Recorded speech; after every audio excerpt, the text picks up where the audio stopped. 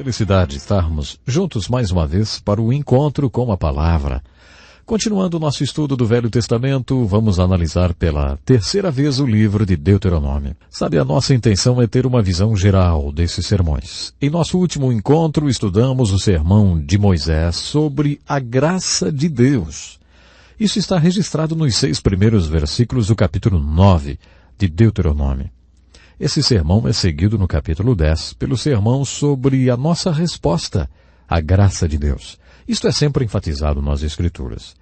E agora, ó Israel, o que é que o Senhor teu Deus pede de ti, senão que temas ao Senhor teu Deus, que andes em todos os seus caminhos e o ames, e sirvas ao Senhor teu Deus de todo o teu coração e de toda a tua alma, para guardares os mandamentos do Senhor, os seus estatutos que hoje te ordeno para o teu bem? Os céus dos céus são do Senhor teu Deus, a terra e tudo que nela há. Mesmo assim o Senhor se afeiçoou a teus pais para os amar, e a vós, semente deles, escolheu depois deles, de todos os povos, como hoje se vê. Circundai, portanto, o vosso coração, e não mais endureçais a vossa cerviz. A ênfase aqui está em como você responderá à graça de Deus. Graça de Deus quer dizer que Deus ama você. E Ele ama você não porque você é bom ou porque você não é bom. O amor de Deus não é condicional. Ele não está baseado em suas atitudes. Você pode afirmar, Deus me ama, não importa o que eu faça. Se você ama as pessoas com o amor de Deus, então você pode dizer que as ama, não importa o que elas façam. Não há uma razão para você amá-las. O seu amor não é condicional. Ele não depende das atitudes das pessoas. A palavra graça é como uma espada de 2 gumes, ou seja, que corta dos 2 lados. Em primeiro lugar, isso implica que o amor de Deus por mim e as suas bênçãos sobre a minha vida não dependem das minhas atitudes. Isso é muito confortante porque mesmo que suas atitudes durante essa semana sejam boas, você poderia sentir-se inseguro sem saber se poderia manter o mesmo comportamento na semana seguinte. Talvez na semana que vem você poderia dar uma escorregadinha. E aí Deus não amaria e nem abençoaria mais você. E por isso você ficaria inseguro. Mas quando você entende a palavra graça, entende que não precisa se preocupar com isso. Deus vai amar você incondicionalmente, não importa o que você faz. Ele ama você por causa da graça dele. Essa é a primeira metade da mensagem sobre a palavra graça. A outra metade é a seguinte. Eu não conquisto as bênçãos e o amor de Deus com atitudes positivas e eu não perco sua graça por causa de atitudes negativas. Podemos nos confortar com isso. A razão de Deus me abençoar não é porque eu sou bom. E Ele também não vai me pôr para fora se eu me tornar mal. Deus me ama e pronto. Exatamente. Jesus me ama quando sou bom e faço o que deveria fazer. Jesus me ama quando sou mal. Mesmo que isso o deixe triste. Mas Jesus me ama. E essa é a mensagem da Bíblia. O amor de Deus é assim. Como você responde a isso? Não serve como um estímulo para você?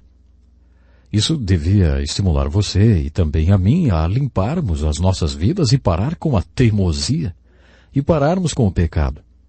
Devemos desejar agradar a esse Deus que nos ama independentemente de qualquer coisa. Isso deve servir de estímulo para limparmos nossas vidas daquilo que desagrada a Deus e depois, é claro, servi-lo e expressar nossa resposta em gratidão e oração. Depois de nos falar sobre a graça de Deus e a salvação, o apóstolo Paulo, em 2 Coríntios capítulo 6, verso 1, diz assim, Nós vos exortamos a que não recebais a graça de Deus em vão. Nos 10 mandamentos dados através de Moisés, Deus demonstra ser um Deus que tem um objetivo, propósito e ordem para o que faz. O simples invocar o nome do Senhor em vão já é pecado. Isso não tem a ver com o profano, apesar de incluir isso também. Isso se refere a expressar o nome de Deus em adoração e depois não agir de acordo com seu propósito. Você entende? É um pecado pronunciar o nome de Deus em vão. Se o falar o nome de Deus em vão é um pecado, imagine então o pecado que seria receber a graça de Deus em vão. Pense um pouquinho só. Se Deus ama você e derrama todo tipo de bênção sobre a sua vida, Ele salva você e abençoa você com toda sorte de bênçãos espirituais nos lugares celestiais em Cristo, Você recebe a graça, a força e o poder para viver como um cristão deve viver e servir a Deus. Se tudo isso acontece em vão e você nunca faz nada, aí isso é pecado. No capítulo 10, portanto, há uma exortação para não recebermos a graça de Deus em vão. Depois desse sermão, seguem-se outros sermões impressionantes sobre a apostasia. Apostasia quer dizer afastar-se da posição que você tomou com Deus. Vamos dizer que você assuma a seguinte posição: Deus está em primeiro lugar na minha vida e é assim que eu vou servi-lo. Sabemos o que significa assumir compromissos com esse Deus. Se depois de você ter assumido tal compromisso e tomado essa posição, e mais tarde se afastar, então você terá cometido apostasia. A palavra apostasia é composta de duas palavras. A que indica posicionar-se e a que indica distante. Esse é um pecado muito sério por causa das terríveis consequências que ele traz. Você verá isso quando estivermos estudando o livro de Juízes. Na verdade, podemos observar isso em toda a história do povo hebreu. As consequências da apostasia são impressionantes. Moisés proferiu um sermão muito importante e severo sobre a apostasia. Ele disse: se o meu filho ou filha, ou um parente próximo ou seu melhor amigo tentar afastar você de Deus, mate-o, execute-o, não tenha piedade. Se houver uma cidade que apostatou, destrua-a totalmente e mate todos os seus habitantes. Puxa vida, isso parece duro demais, hein? Entretanto, se você estudar os resultados da apostasia, os cativeiros da Babilônia e da Assíria, verá por que Deus foi tão severo através das palavras de Moisés com respeito à apostasia. Não deixe que a apostasia se prolifere no seu meio. Esse é o importante sermão do capítulo 13 de Deuteronômio. No capítulo 14, há outro sermão, o sermão sobre o dízimo. A palavra dízimo em hebraico significa a 10ª parte. Esse sermão nos ensina que devemos dar a Deus a 10ª parte de tudo que nós temos. Quando estudamos esse tema nas Escrituras, e essa é a primeira vez que o dízimo é ensinado, encontramos a declaração de que o propósito do dízimo é ensinar vocês a colocarem sempre Deus em primeiro lugar nas suas vidas. O dízimo tem um propósito, tem sim. Deus não precisa de 10% da nossa renda. Por que então Deus instituiu a lei do dízimo? Porque Ele queria nos ensinar algo. O primeiro mandamento nos diz: Deus em primeiro lugar. As Escrituras insistirão repetidamente: Deus em primeiro lugar. Deus quer que aprendamos essa lição tão importante. Como Deus nos ensina a colocá-lo em primeiro lugar na nossa vida? Uma das maneiras é nos dando uma medida de compromisso. Ele sabe se é ou não o primeiro em nossas vidas, mas nós não sabemos. Por isso o Senhor instituiu o dízimo. O dízimo não existe porque Deus quer 10% de tudo que temos. Deus quer a primeira 10ª parte. Observe bem isto, hein? A primeira 10ª parte. Quando o povo entrou na terra de Canaã, a primeira cidade que conquistaram foi Jericó. Todo o espólio de Jericó foi dedicado a Deus, porque essa foi a primeira cidade que eles conquistaram. Deus quer a primeira parte de tudo que você ganha. Ele quer a primeira 10ª parte, não apenas uma 10ª parte. Além disso, o Velho Testamento nos ensina que o povo também deu ofertas. Além do dízimo, eles também deram ofertas. O dízimo era de Deus. Se eles gastassem o dízimo, estariam roubando a Deus. Isso mesmo. Além do dízimo, eles deram ofertas e sacrifícios. Davi nos deu a definição de um sacrifício. Ele falou assim: não oferecerei a Deus um sacrifício que não me custe nada. Um homem rico pode dar a sua primeira 10ª parte, o seu dízimo, e nem perceber isso. Ele pode dar suas ofertas e nem sentir a perda, mas dar uma oferta de sacrifício torna todos iguais. O tamanho de sua riqueza é relativo. O sacrifício quer dizer que custou alguma coisa para você. O mesmo se aplica a todos que ofertam. Quanto você precisa dar para que isso doa em você? Até que custe alguma coisa? Se você for muito rico, talvez tenha que dar muito mais até que sua oferta seja chamada de sacrifício. Já percebeu? Talvez você dê o dízimo e também dê ofertas e nem sente isso, nem faz falta no seu bolso. Olha, isso não é sacrifício, hein? No Novo Testamento temos uma palavra que vai além. É a palavra mordomia. Essa era a palavra preferida de Jesus. Você sabe o que significa mordomia? Mordomia significa que tudo pertence a Deus. Quando sou um mordomo, não dou 10% como Jacó fez quando deixou sua casa e teve sua primeira conversa com Deus. Quando entendo o conceito de mordomia, entendo que tudo pertence a Deus e então o assunto passa a ser fidelidade e administração. Um dia estarei diante de Deus e Ele dirá: tudo era meu, o que você fez com tudo que eu deixei para você administrar? Agora eu quero que você preste contas da sua mordomia. Todos nós ouviremos essas palavras assim que passarmos para outra dimensão. Então não esqueça, prezado ouvinte, Deus precisa sempre estar ocupando o primeiro lugar em nossas vidas. No capítulo 17 de Deuteronômio há uma profecia e uma norma de conduta para o povo de Deus. Moisés era um profeta e um profeta fazia duas coisas. Ele profetizava e pregava a palavra de Deus. Algumas vezes ele fazia essas duas coisas juntas. Na maioria das vezes ele não exercia o papel de profeta, fazendo previsões. Ele apenas pregava a palavra de Deus. Mas às vezes ele profetizava e pregava a palavra de Deus. No capítulo 17 ele fez as duas coisas. O povo ainda não tinha um rei.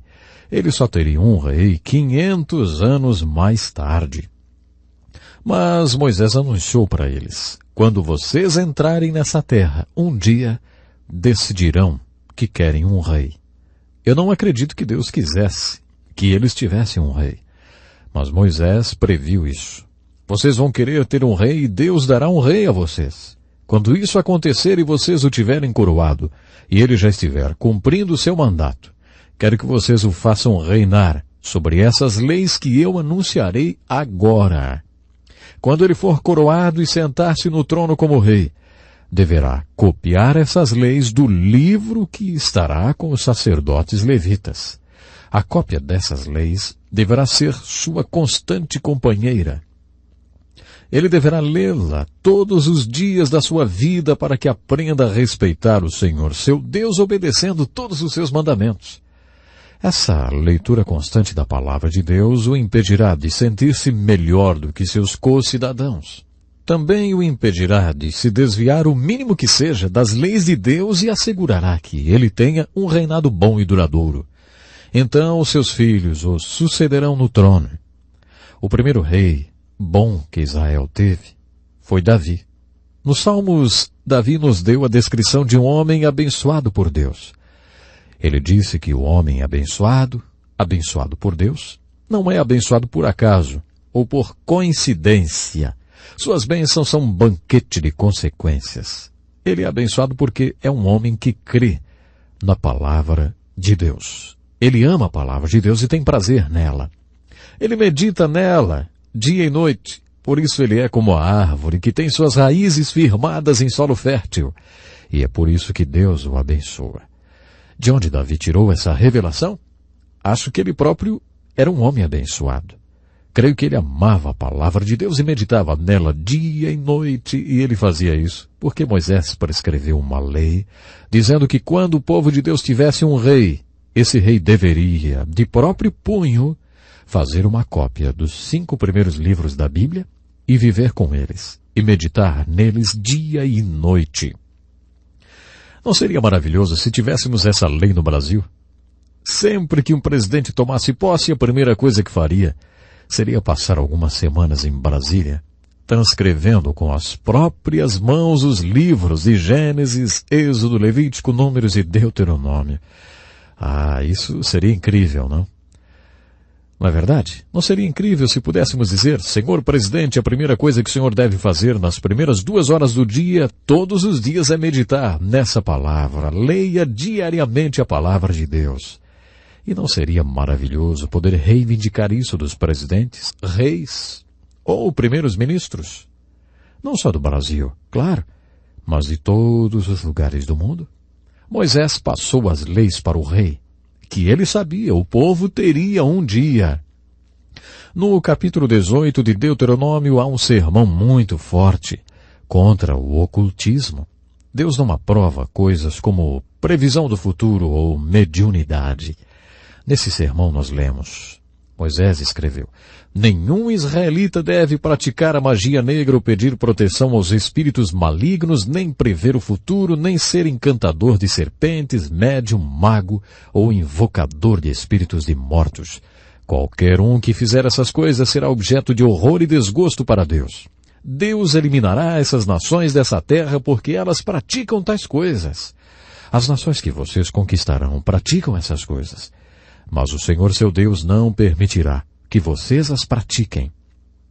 Alguém já disse que há mais coisa entre o céu e a terra do que o homem possa imaginar. Observe que as Escrituras não afirmam que tais fenômenos não sejam reais, nem que não existam. A Bíblia diz: não se envolva com isso. A razão pela qual Deus proíbe tão severamente todas essas coisas é porque elas possuem uma fonte e essa fonte não está em Deus. Se a fonte não é Deus, então quem é? Algumas pessoas ficam muito ansiosas para ver poderes ou manifestações espirituais e acabam achando que qualquer manifestação psíquica, vamos dizer assim, seja do Espírito Santo. Qualquer manifestação espiritual é o Espírito Santo.